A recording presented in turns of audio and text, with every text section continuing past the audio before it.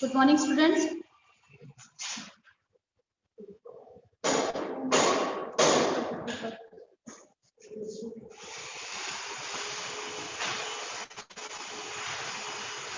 चलिए आज हम अपना नया चैप्टर शुरू करेंगे। चैप्टर नंबर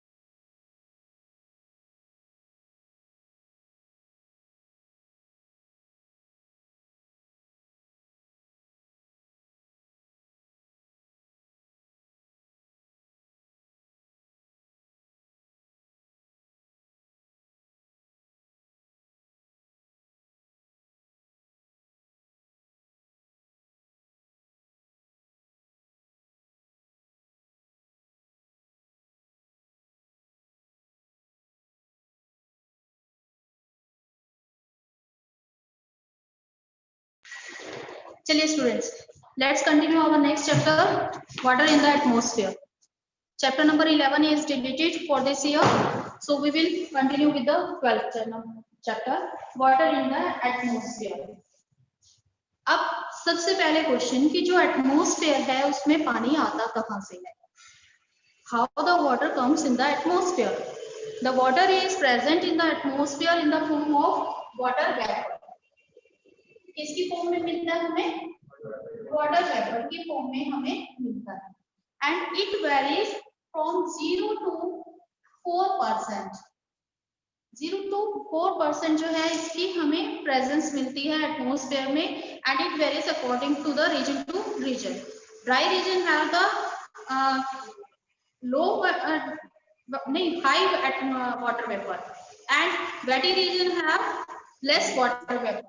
तो यहाँ पर क्या होगा? 2-4% हमें मिलता है. जैसे जैसे हम पोलर एरियाज की तरफ जाएंगे वाटर वेपर अमाउंट कम होता जाएगा. अब ये जो वाटर वेपर है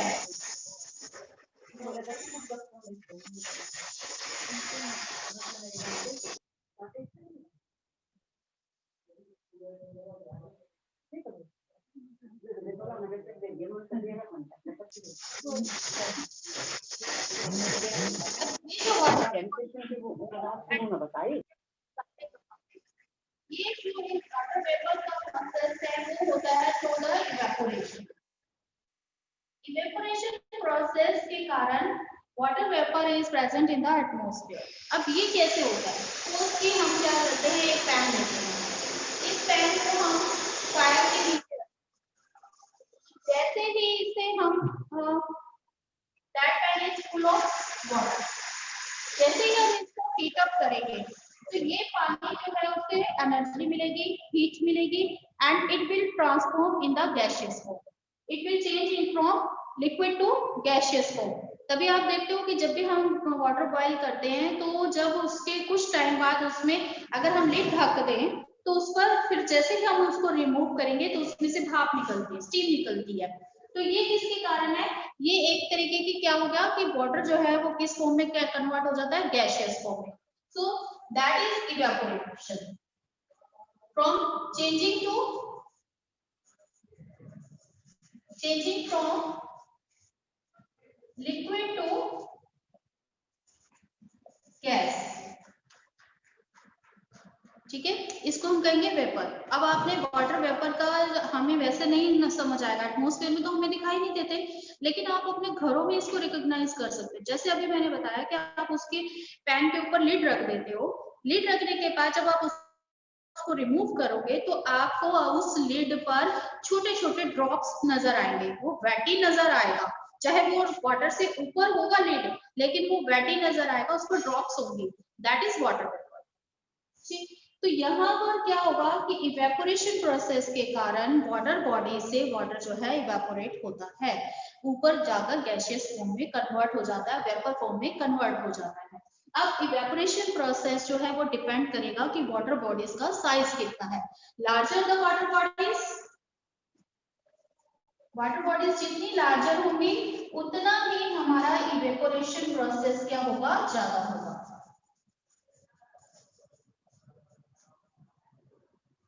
इसीलिए वेल्स, पोन्ड्स, लेक्स इनके कंपैरेटिवली जो ओशंस हैं वहां से इवेपोरेशन जो है वो हमारा मैक्सिमम होता है। अब इवेपोरेशन प्रोसेस तो हो गया जिससे हमारा पानी क्या हो रहा है, धीरे धीरे गैस फॉर्म में कन्वर्ट हो रहा है। अब एक टाइम ऐसा भी तो आएगा कि पहला तो क्वेश्चन कि यहाँ तो हमने फायर लगाई और ओशन से पानी कैसे जाएगा ऊपर, उसे हीट कहां से मिलेगी, सन से। तो ओशन या वाटर बॉडीज से जो हीट ट्रांसफर होगी, जो पानी ट्रांसफर होगा, that is due to the sun heat. अब कंटिन्यूअसली सन हीट आ रही है, कंटिन्यूअसली पानी जो है इवेपोरेट हो रहा है, तो कहीं ना कहीं एक टाइम तो ऐसा होगा कि सारा पानी इवेपोरेट हो जाएगा और वो एरिया ड्राई में कन्वर्ट हो जाएगा, जैसे कि राजस्थान एरिया में हो जाता है कि वहां पर हमें एक टाइम पानी दिखाई देता है, दूसरे टाइम नहीं होता, वहां पर कुछ दिनों बाद नहीं दिखाई देता क्योंकि वहां इवेपोरेशन हो जाता है। तो अगर इसी तरीके से सारा पानी इवेपोरेट ही होता जाए तो यहाँ पर वाटर बॉडीज ही नहीं रहेंगी। तो इट मीन्स कि जो पानी है वो हमें फिर भी यहाँ पर दिखाई देता है हर टाइम। तो इट मीन्स क्या है कि वाटर साइकिल है एक जो इसमें बैलेंस बना के रखता है। जितना अमाउंट पानी का एटमॉस्फेयर में जाता है बैक उतना ही अमाउंट क्या होता है अर्थ सरफेस पर भी आता है। अब ये किस प्रोसेस के कारण पॉसिबल होता है, इसे हम कहते हैं वाटर साइकिल। अब इसमें तीन प्रोसेसेस हैं। सबसे पहला प्रोसेस है इवेपोरेशन, सेकेंड प्रोसेस है condensation and the third process is precipitation.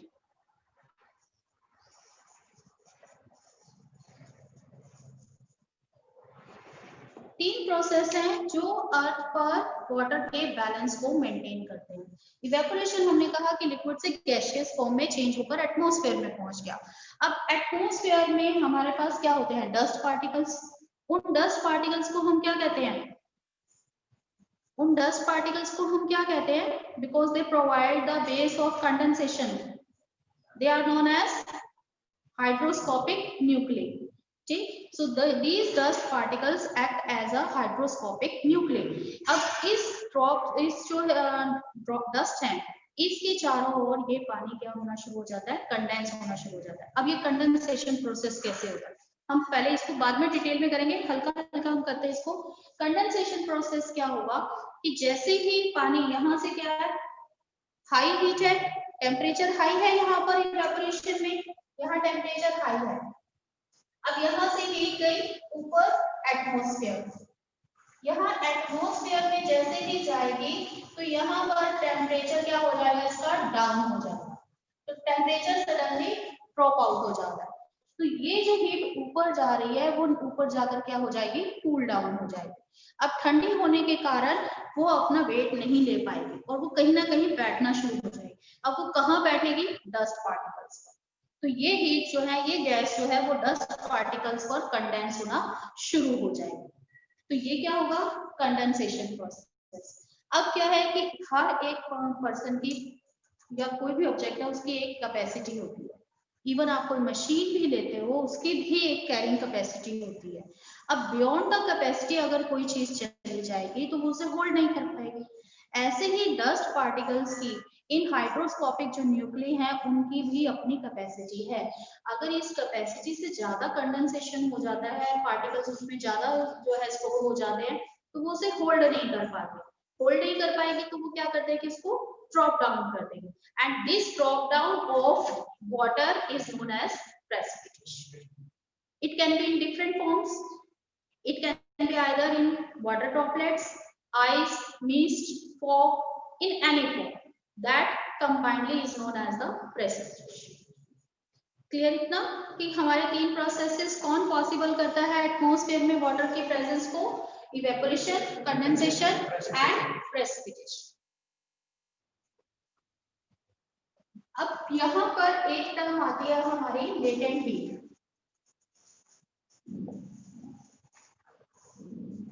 Latent heat क्या है? Energy store in the water vapour, that is known as latent heat. Energy amount store in the water vapour. जो यहाँ पर पानी जो है जब उसे हीट मिलेगी तभी वो गैस में कन्वर्ट होगा। इट मीन्स वो हीट जो है, कभी आपने देखा हो जब आपके मदर, आप उनसे पूछना, आपने नहीं एक्सपीरियंस किया होगा कि आपके मदर जब चपाती सेकती है, चपाती में जब हम सेक रहे होते हैं उसको गैस पर, तो वो फूल जाती है। आप उस फूली हुई चपाती को हाथ लगा सकते हैं, लेकिन अगर उसको हम जो है उसमें एक पिन मार दें तो उसमें से क्या आएगी? स्टीम आएगी, और वो स्टीम बहुत ज्यादा हीट होती है। आपका शायद उसमें कोई बबल आपके स्किन पर चपाती को छूने से नहीं पड़ेगा, लेकिन अगर उसकी एकदम गरम गरम वो हीट लग जाती है, स्टीम लग जाती है, तो उससे आपका स्किन जल जाती है ना, वो मोर हीट अप होती है। सिमिलरली यहाँ पर है कि आपका जो लिक्विड है वो गैस में कन्वर्ट हो रहा है, और इस गैस में भी क्या है? हीट है, एनर्जी है, और यही एनर्जी किस में कन्वर्ट होती है ऊपर जाकर? वाटर वेपर में। तो इसका मतलब वाटर वेपर्स में क्या रहती है? लेटेंट हीट रहती है। क्लियर इतना चैप्टर?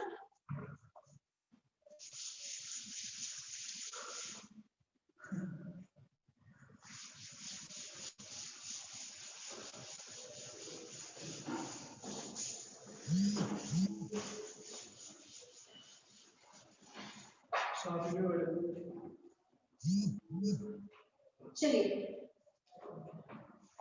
अब वाटर वेपर का सिग्निफिकेंस क्या है? सबसे पहले it causes precipitation. Water vapours बनते हैं तो उसी के कारण हमारा प्रेसिपिटेशन होता है, जैसे अभी हमने देखा फॉल प्रोसेस में। दूसरा जो है water vapours, they absorbs a solar radiation. Solar radiation ये हमने लास्ट चैप्टर में भी किया था कि जो वाटर वेपर्स हैं और डस्ट पार्टिकल्स हैं, ये क्या वर्क करते हैं? सोलर रेडिएशन को अब्सॉर्ब कर लेते हैं, जिससे हमारी अर्थ सरफेस पर हीट अमाउंट जो है वो कम रहता है, बैलेंस रहता है। थर्ड जो है इसका, वाटर जो मॉलिक्यूल्स हैं उसमें हमारा जो हाई सरफेस टेंशन बनी रहती है, यानी कि जो वाटर मॉलिक्यूल्स हैं वो जैसे ही सरफेस से ऊपर जाएंगे वो कूल डाउन हो जाएंगे, और इस तरीके का उनमें टेंशन क्रिएट रहता है, जिससे कंडेंसेशन और प्रेसिपिटेशन प्रोसेस होता है। Now come to the first one. अब हम वन बाय वन इन तीनों प्रोसेसेस को इस चैप्टर में डिटेल में करेंगे। What is evaporation, what is condensation, what is precipitation, different forms of precipitation. सबसे पहले आता है evaporation. Evaporation means, write down, the process by which water is transformed from liquid to gas or vapor is known as evaporation.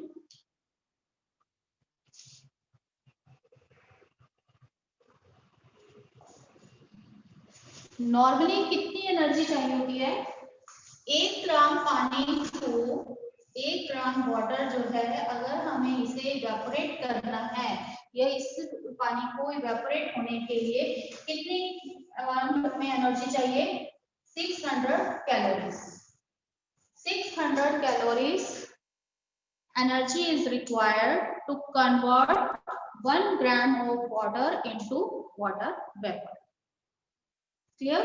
लिख लीजिए आप इसको, ये आपको 1 मार्क्स में पूछा जाएगा। दूसरी चीज मैंने आपको बताई, इवेपोरेशन में जो टर्म आती है latent heat. Heat stored in the water vapour is known as latent heat.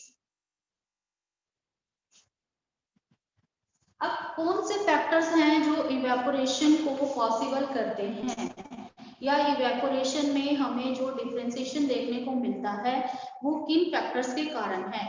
सबसे पहले जो है फैक्टर्स में आता है हमारा टेम्परेचर। टेम्परेचर जितना हाई होगा उतना ही इवेपोरेशन क्या होगा? ज्यादा होगा, क्योंकि इवेपोरेशन प्रोसेस के लिए हमें चाहिए क्या? Energy, heat. तो इट मींस टेम्परेचर जितना हाई तो उतना ही इवेपोरेशन प्रोसेस क्या होगा? फास्टर होगा, इंक्रीज होगा। सेकंड आता है कि जैसे हमारे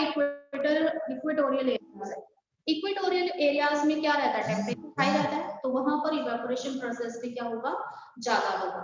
पोलर एरियाज में जैसे जैसे हम जाते हैं what's the pole, temperature down होता जाता है और इवेपोरेशन प्रोसेस भी क्या होता जाता है, कम होता जाता है। क्लियर। सेकंड जो है हमारा है dryness of air. Dryness of air means air जो है वो ड्राई होगी या वेटी होगी। जितनी ड्राई होगी, अब आपका आप बैठे हुए हो, आपको भूख लग रही है, तो आपकी खाने की कैपेसिटी होगी ना इस टाइम कि आप खा लोगे। लेकिन खाने के बाद जितनी आपकी कैपेसिटी है, आपकी 4 चपातीस की कैपेसिटी है, सपोज आपने 4 ले ली, 4 के बाद भी आप मैक्सिमम और कितना ले पाओगे, एक और ले लोगे, 2 और ले लोगे, ठीक। उसके बाद तो आपकी खत्म हो जाएगी कैपेसिटी, तो इसका मतलब आप फुल हो चुके, तो इट मीन्स अब आप और नहीं ले पाओगे। ऐसे ही एयर ड्राई है, उसमें है ही कुछ नहीं, खाली है, प्यास लग रही है अगर उसको, तो वो वाटर वेपर्स को एब्सॉर्ब करेगी, ठीक। तो इट मीन्स वहां पर क्या होगा, वो वाटर वेपर को एब्सॉर्ब करेगी।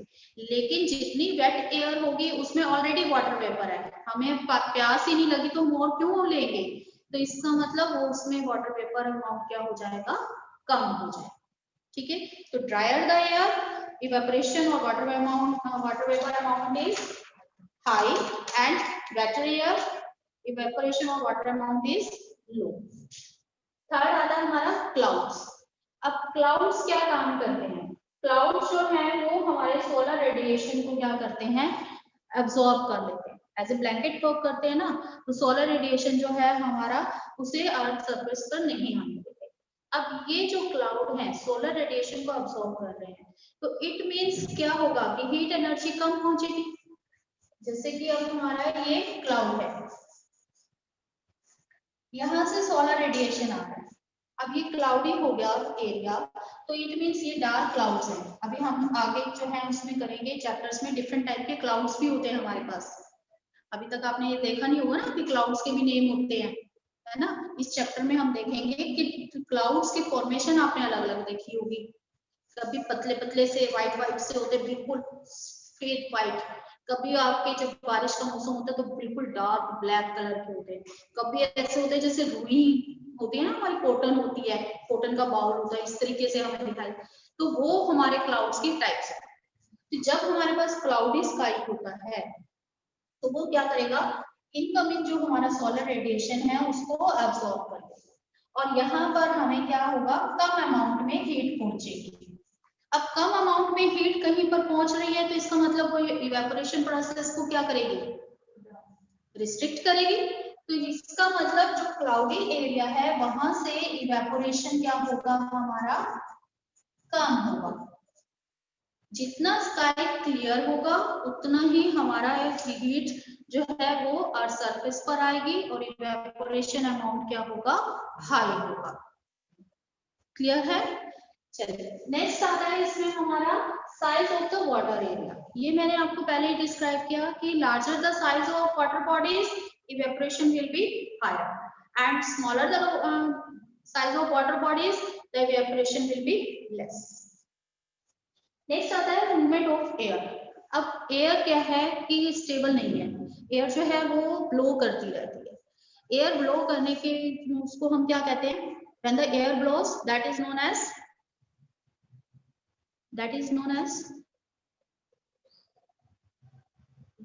yes, wind. गुड। तो हम उसको क्या कहेंगे, विंड कहेंगे। अब विंड क्या प्रोसेस करती है, एक एयर जो है वो ड्राई है, तो यहाँ पर हमारे इस टाइम एयर जो है बिल्कुल ड्राई एयर है यहाँ पर, जैसे कि विंटर्स में रहती है। विंटर्स में आपकी स्किन रफ हो जाती है क्योंकि एयर में बिल्कुल मॉइस्चर नहीं होता, बहुत ही कोल्ड और ड्राई विंड चलती है इस टाइम। तो ये एयर ड्राई है, इसमें एयर ड्राई में होने के कारण इसमें क्या है, इस टाइम इस पर इवेपोरेशन जो है यानी वाटर अमाउंट कैपेसिटी जो है उसकी ज्यादा है।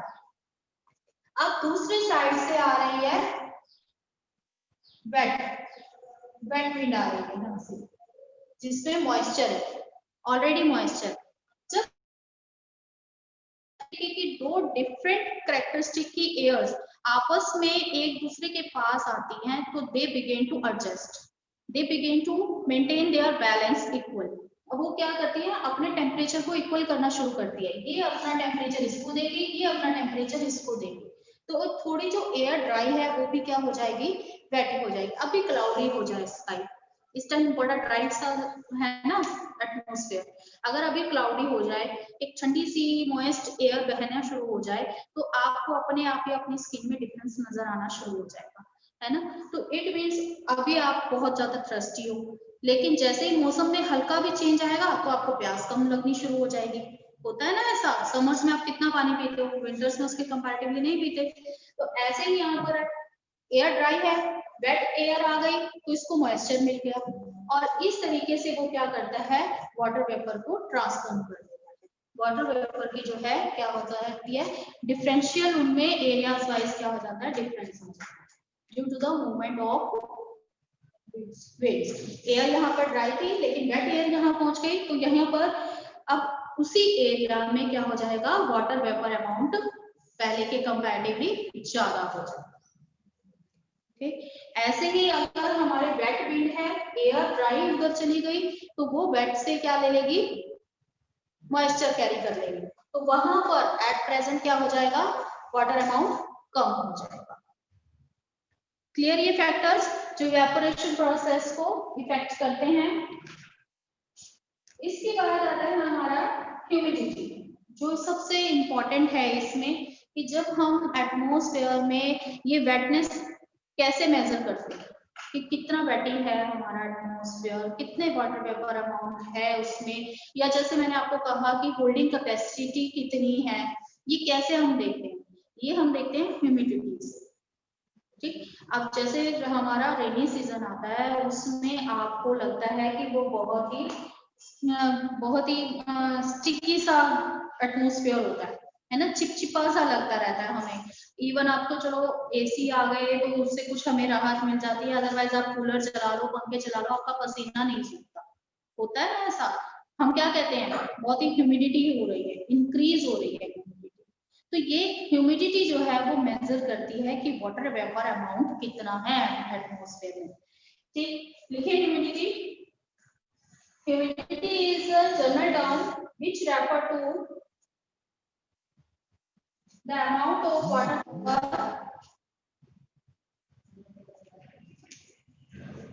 present in the air. Amount of water vapor present in the air. अब हम ह्यूमिडिटी के बारे में देखेंगे।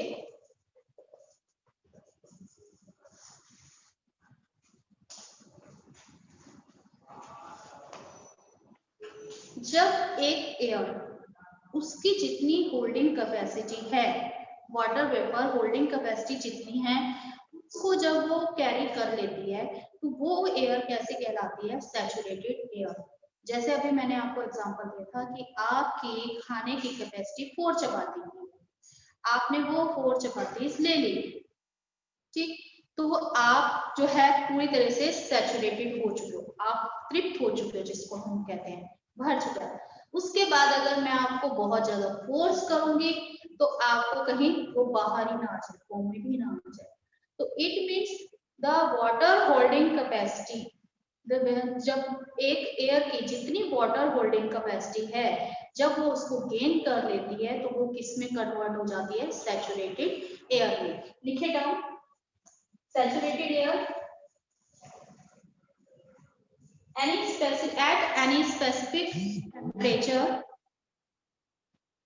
at any specific temperature,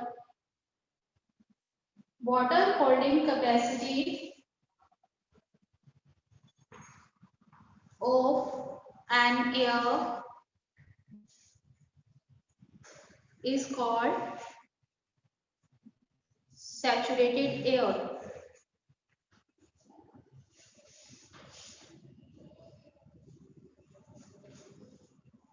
इसको हम मानकर चलते हैं कि एक स्पेसिफिक टेम्परेचर पर, टेम्परेचर जो है 10 डिग्री सेल्सियस है, तो उस पर वाटर होल्डिंग कैपेसिटी कितनी रहती है, 11.4 ग्राम होती है एयर की। अब सपोज कि हमने थोड़ा सा वर्क कर लिया, तो हमें फिर से भूख लग जाएगी ना, हम और खा पाएंगे। यही चीज है कि जो हमारी इवेपोरेशन है that is related to the temperature. अगर एक टेम्परेचर स्पेसिफिक है, उस पर एक एयर कितना ले सकती है, उसको हम सैचुरेशन पॉइंट कहेंगे। लेकिन अगर टेम्परेचर में डिफरेंस आ जाए, टेम्परेचर इंक्रीज हो जाए या डिक्रीज हो जाए, तो उसकी कैरिंग कैपेसिटी क्या हो जाएगी, सैचुरेशन पॉइंट क्या हो जाएगा, चेंज हो जाएगा। सपोज कि अगर टेम्परेचर जो है वो डिक्रीज हो गया, अब डिक्रीज हो गया तो वो क्या होगी, वो एयर कितनी क्या हो जाएगी, टेम्परेचर डिक्रीज होने का मतलब क्या हो गया, हीट का कम होना, तो वो जल्दी ही क्या हो जाएगी, सैचुरेशन पॉइंट पर पहुंच जाएगी। अगर टेम्परेचर हमारा इंक्रीज हो जाता है तो इसका मतलब वो एयर और ड्राई हो गई और उसका जो है सैचुरेशन पॉइंट क्या हो जाएगा, इंक्रीज हो जाएगा। There is a reverse relationship between the temperature and saturation point. Clear है इतना कंसेप्ट? नाउ ह्यूमिडिटी जो है वो हमारी 3 टाइप्स की है। काइंड्स ऑफ ह्यूमिडिटी, सबसे पहले आते हैं हम एब्सोल्यूट ह्यूमिडिटी।